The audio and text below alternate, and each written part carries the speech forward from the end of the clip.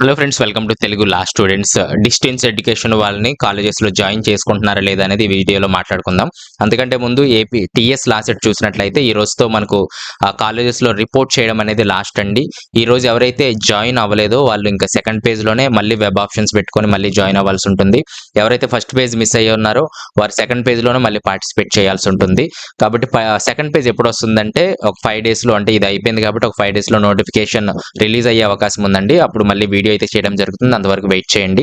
అలాగే ఏపీకి సంబంధించి కూడా 9వ తారీఖు వరకు మనకు సెల్ఫ్ రిపోర్టింగ్ టైం అయితే ఇవ్వడం జరిగింది. ఇంకెవరైతే జాయిన్ అవ్వాల్సిన వారు ఉన్నారో వారు 9వ తారీఖు వరకు జాయిన్ అవ్వచ్చు.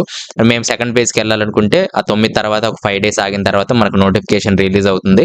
అప్పుడు సెకండ్ పేజ్కి వెళ్ళొచ్చు.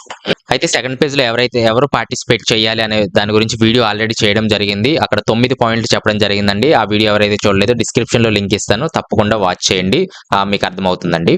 అయితే డిస్టెన్స్ ఎడ్యుకేషన్ గురించి మనం వచ్చేసినట్లయితే ఇక్కడ టీఎస్కి సంబంధించి అయితే ఇక్కడ undertaking affidavit for distance correspondent open study అయితే ఇవ్వడం జరిగింది. ఇది ఫిల్ చేస్తే కాలేజెస్లో అడ్మిట్ చేసుకుంటున్నారు. కాబట్టి ప్రస్తుతానికైతే చదవచ్చండి. ఫ్యూచర్లో ఎలాంటి ప్రాబ్లం వచ్చినా సరే మీరే ఫేస్ చేయాలి.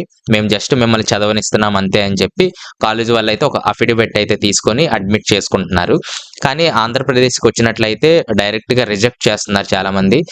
ఫస్ట్ డే అయితే, అంటే రిపోర్టింగ్ ఇచ్చిన ఫస్ట్ డే అయితే కొంతమంది అఫిడవిట్స్ తీసుకొని జాయిన్ చేసుకుంటాము అన్నారు. కానీ మొన్నటి నుంచి చూసినట్లయితే చాలా మందిని అయితే రిజెక్ట్ చేస్తున్నారు.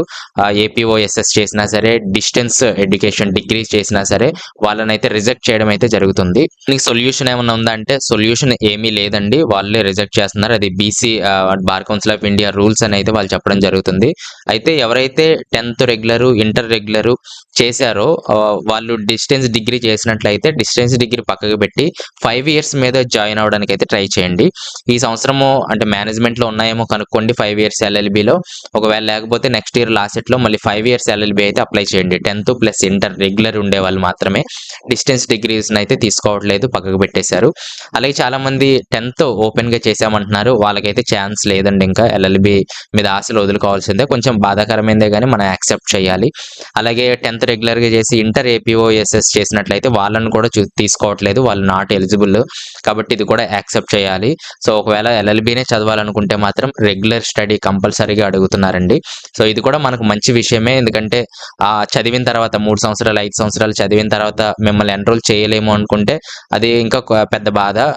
ముందు మన టైము, మనీ అలాగే ఇవన్నీ వేస్ట్ చేయకుండా ఇప్పుడే చెప్పారు. సో బాధపడకుండా ఇంకా ఏవైతే సోర్సెస్ ఉన్నాయో మీరు వేరే స్టడీస్కి వెళ్తారా అవన్నీ కూడా చూసుకోమని నేనైతే సలహా ఇస్తున్నాను.